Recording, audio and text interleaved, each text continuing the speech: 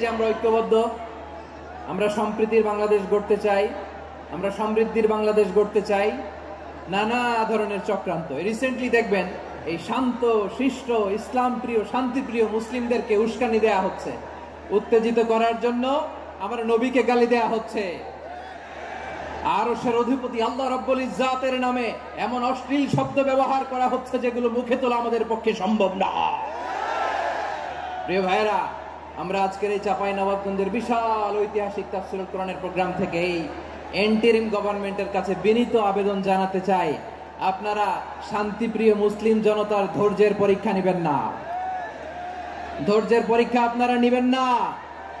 সহ্যের সীমা ছাড়িয়ে গেলে জনতা নিজেই আইন প্রয়োগ করার, বিচার করার দায়িত্ব হাতে তুলে নিবে। এটা আমরা চাই না, এটা আমরা চাই না, আমরা চাই না। যারা আল্লাহ রাসূল সাল্লাল্লাহু আলাইহি ওয়াসাল্লামের সম্মানকে খাটো করে, আল্লাহ এবং আল্লাহ রাসূলকে নিয়ে কটূক্তি করে, অবমাননা করে, শব্দ ব্যবহার করে, অশ্লীল শব্দ ব্যবহার করে, তাদের ব্যাপারে আমরা সর্বোচ্চ শাস্তি কামনা করি। সর্বোচ্চ শাস্তি তাদের জন্য বাস্তবায়ন করতে হবে। বাংলাদেশে ব্লাসফেমি আইন করে চিল্লায় বলেন ঠিক কিনা? তা না হলে জনগণ যদি বিচার হাতে তুলে নেয়, এই বিশাল জনস্রোতকে থামানো সম্ভব না। আমরা শান্তি চাই কি চাই না? আওয়াজ করে বলেন। আল্লাহর নবীর বিরুদ্ধে, আল্লাহর রাসূল সাল্লাল্লাহু আলাইহি ওয়াসাল্লামের সম্মানকে খাটো করে কবিতার নামে, গদ্যের নামে অশ্লীল শব্দ চয়নকে আমরা মেনে নিব? অশ্লীলতাকে আমরা মেনে নিব?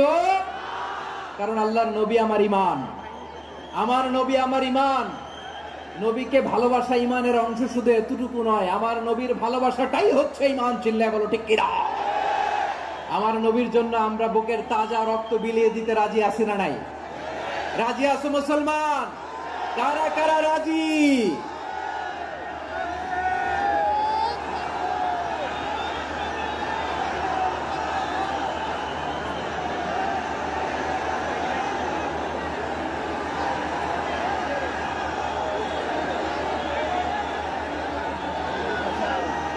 মাশাআল্লাহ, মাশাআল্লাহ।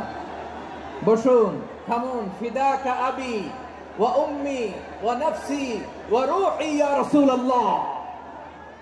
আমরা আমাদের প্রিয় নবীর জন্য জীবন বিলিয়ে দিতে রাজি। চিল্লায় বলেন ঠিক কিনা? এজন্য ইন্টারিম গভর্নমেন্টের কাছে আমরা বিনীত আবেদন জানাই, দেশের পরিস্থিতি আরো নাজুক হওয়ার আগেই যারা এই সমস্ত অবমাননার সাথে জড়িত, তাদের বিরুদ্ধে কঠোর শাস্তির বিধান জারি করতে হবে।